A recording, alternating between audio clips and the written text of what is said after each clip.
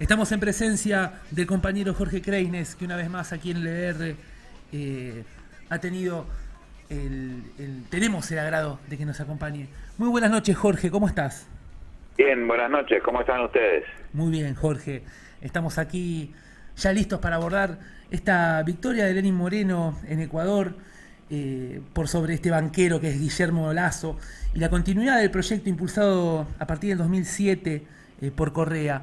Nos gustaría que nos hagas un pequeño resumen de esto, que nos cuentes un poco cómo está configurada la escena hoy por hoy con este suceso.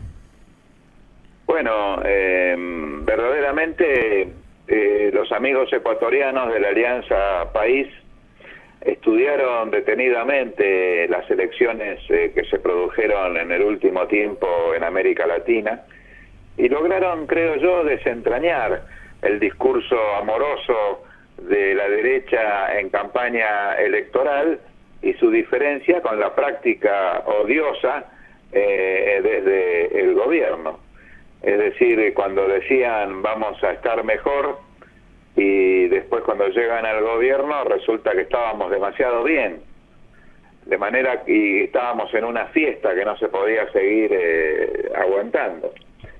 Esta síntesis que hago tiene que ver con lo que hicieron los compañeros de la Alianza País en el Ecuador, porque ellos tuvieron la inteligencia, especialmente el presidente Rafael Correa, que es el autor de la propuesta, de efectuar junto a la primera vuelta electoral un plebiscito apuntado a que la población decida, por sí o por no, si es legal y es aceptable que un funcionario público, especialmente un presidente de la República, tenga cuentas en los paraísos fiscales, en los famosos offshore. Bueno, lo puso a Lasso en un aprieto, porque Lasso tiene más de 40 cuentas en distintos paraísos fiscales. Y si vamos a comparar el resultado del plebiscito, donde 51-52% se pronunciaron en contra de que los funcionarios puedan tener dinero en paraísos fiscales, eso es el 51-52% que ha sacado Lenín Moreno, que venía de un 39,6%. Yo cuando analizaba antes del resultado de las elecciones en Ecuador decía, bueno, hay dos ventajas que tiene la Alianza País. Por un lado, el candidato Lasso tiene que llegar de 27-28% de los votos a 51%. Por más que lo apoyaran toda la derecha y algún izquierdista, digamos, distraído que andaba por ahí, distraído es una palabra suave. Sí, es una palabra suave. Sí, era muy difícil que llegara al 51%, y la cifra alrededor de la cual me inclinaba cuando quedaba él y solamente Lenín Moreno, era que era más fácil para Lenín Moreno, dado aquel referéndum, haber alcanzado el 51-52% como alcanzó. Así que esa estrategia, no de esperar o de hacer una campaña defensiva o de solamente hacer del discurso un balance de lo que se hizo en el periodo de gobierno de Correa, sino levantar un programa, informar lo que se va a hacer en el futuro, en fin, y tener una ofensiva de que los corruptos son los de la derecha. Bueno, jugó a favor. Yo creo que finalmente el resultado electoral, aunque muy parejito y muy ahí ajustado, bueno, termina dando el triunfo a Lenín Moreno y Jorge Glass, el binomio de la Alianza País, que se impuso y que ya hoy tiene el beneplácito de la UNASUR, por ejemplo, ¿no? Que es la organización que agrupa a todos los países de América del Sur, y hasta el polémico, para usar una terminología del gran diario argentino, el polémico secretario general de la OEA ha felicitado a Lenín Moreno por su victoria. Se ve que este señor necesita de alguna manera lavarse un poco la cara y lo hace ante tantos cuestionamientos que tiene, especialmente por su tratamiento de la cuestión venezolana, lo hace felicitando a Lenín Moreno. Y entonces queda pagando el banquero Lasso, representante de la bancocracia y del imperio, queda pagando porque la OEA, la UNASUR están felicitando a Moreno y él todavía está cuestionando los resultados. Así que, bueno, yo estoy esperando que Macri felicite a Lenin.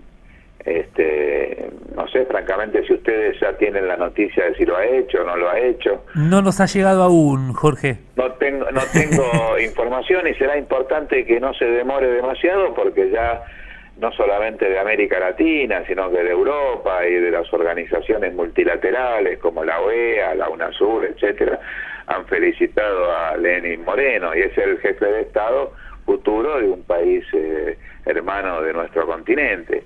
Así que bueno, si bien nadie se imagina a Macri felicitando a Lenin, bueno, lo va a tener que hacer, porque si no sería un acto de mala educación diplomática y presidencial que puede dejar alguna huella negativa para el presidente argentino. Sí, claro, Jorge. Jorge, aprovechando tu presencia, estamos acá en compañía del compañero Yancy, que tiene alguna pregunta para hacerte. Jorge, buenas noches, ¿cómo estás? ¿Qué tal? ¿Cómo estás? Jorge, justamente ya tomaste a colación el planteamiento de la OEA. Bueno, todos sabemos el nefasto antecedente que tiene la OEA con las reivindicaciones de los pueblos latinoamericanos como una instrumentación del imperio en suelo latinoamericano, ¿no? Justamente nombraste lo de Venezuela, y nos gustaría que nos des un panorama de lo que pasa hoy, de cómo transcurren los días de la Revolución Bolivariana con esta embestida de la OEA y con este desacato feroz que está haciendo la derecha desde el Parlamento venezolano. Bueno, siempre que se trata del tema venezolano, yo señalo que Venezuela tiene la reserva petrolera más grande del mundo certificada y a 4 horas de navegación de las costas de los Estados Unidos. Es un verdadero bocato di Cardenale para las corporaciones petroleras norteamericanas. Sí. Y hay que señalar que en el gabinete de Donald Trump, el secretario de Estado es el señor Rex Tillerson, que pertenece a la compañía ExxonMobil, más conocida aquí en la Argentina como la ESSO. Sí.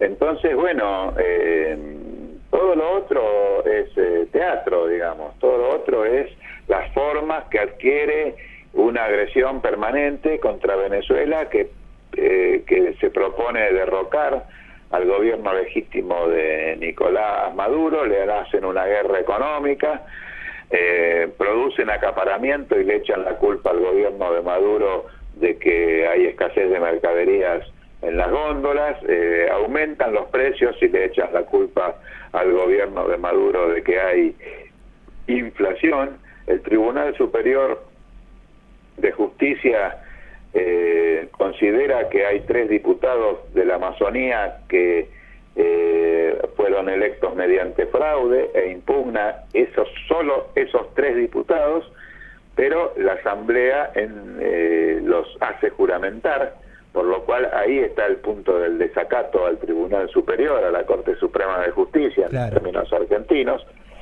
Y bueno, de ahí se produce una cuestión. Desde que la derecha ganó la mayoría de la Asamblea, no se registran proyectos de ley que, por ejemplo, se preocupen por el salario, por el abastecimiento, por la empresa estatal de petróleos, por la situación de los jubilados, por nada, absolutamente por nada. Lo único que ha hecho la Asamblea Nacional Venezolana unicameral, desde que está con la hegemonía, la mayoría de la derecha, de la llamada Mesa de la Unidad Democrática, es tratar de derrocar, de terminar con el gobierno legítimo del presidente Nicolás Maduro. Lo han usado solamente, exclusivamente como palanca en contra de Maduro. No hay una sola ley, una producción que valga la pena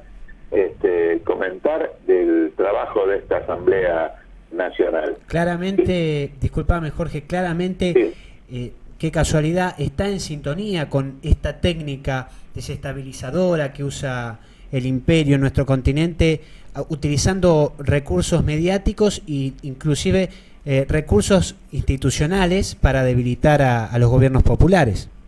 Totalmente de acuerdo. Y querían hacer en Venezuela lo mismo que hicieron con el presidente Lugo en Paraguay o con Dilma Rousseff en Brasil, es decir, aceptar un golpe parlamentario. Pero ni ellos conocen la constitución vigente en Venezuela, que plantea a las claras que cualquier conflicto de poderes entre el legislativo, el ejecutivo y otros poderes se dirime en el Tribunal Superior de Justicia. Y el Tribunal Superior de Justicia consideró que la que no cumple con una directiva, con un fallo del Tribunal Superior es el Parlamento, o sea, la Asamblea Nacional. Por otra parte, escuché a algunos opinadores de la política internacional en algunos medios que desconocen los más mínimos detalles de la Constitución bolivariana. Por ejemplo, uno que dijo que al quedar sin funciones la Asamblea Nacional en Venezuela quedan dos poderes, el Ejecutivo y el Legislativo. Él se cree que lo que rige en Venezuela es la Constitución argentina o la Constitución tal vez de los Estados Unidos, porque según la Constitución venezolana allí existen 5 poderes, los clásicos que son el legislativo, ejecutivo y judicial, pero hay un poder ético y moral que es muy importante para prevenir los casos de corrupción, y hay un poder electoral que es el Consejo Nacional Electoral, que es absolutamente autónomo de los otros 4 poderes. Entonces, si en el caso de que no es así, que no es que desapareció la Asamblea Nacional, pero en el caso que hubiera ocurrido, hubieran quedado 4 poderes y no solamente 2, como dijo ese connotado periodista de asuntos internacionales. Así que yo creo que hay una matriz de opinión que tiende a debilitar al gobierno de Maduro. Hay un fracaso de la derecha en lograr hacerlo desde el interior del país, y ahora viene la parte internacional.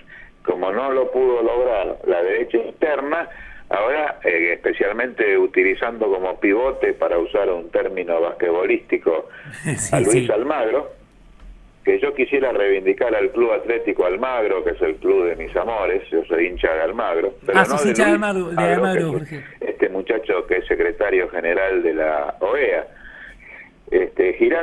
Teniendo como pivote a Luis Almagro, bueno, están haciendo una campaña contra Venezuela, y ahora mismo en la OEA se acaba de producir otro hecho terrible para la institucionalidad de ese ya bastante desprestigiado organismo, que le correspondía a Bolivia asumir la presidencia del Consejo de Ministros, del Consejo Permanente de la OEA, pero no se le han dado a Bolivia, se han agrupado una serie de países y le han entregado la presidencia a otro Estado. Así que, bueno, estamos frente a una OEA que vuelve a ser el Ministerio de Colonias de los Estados Unidos, que denunciara en su momento oportuno ni más ni menos que Fidel Castro, que en vida logró llegar a ver que, a diferencia de la OEA, se constituyó la Comunidad de Estados Latinoamericanos y Caribeños, que no tiene su sede en Washington como la OEA, y que no tiene la participación de Estados Unidos y Canadá, pero sí tiene la participación de Cuba. Definitivamente. Allí hay 33 países latinoamericanos y caribeños, y ese es el foro de los iguales. Y en todo caso, podía considerarse la OEA, yo no hablaba nunca de tirarla por la borda, sino que la OEA podría ser un ámbito de diálogo de los latinoamericanos y caribeños con los Estados Unidos y Canadá. Pero bueno, todas estas prácticas parecen que incluso ya ni siquiera la OEA puede ser un ámbito donde se realice este diálogo de una manera civilizada y respetuosa. Jorge, Así que, sí, te agradecemos enormemente por estar nuevamente en el programa. La verdad que para nosotros es un placer y es un honor. Sí, estás invitado siempre a participar aquí en LDR. bueno, cuando ustedes quieran, con mucho gusto. Muchísimas gracias por acompañarnos una vez más, Jorge. Un Te abrazo mandamos grande, adiós. un saludo para vos.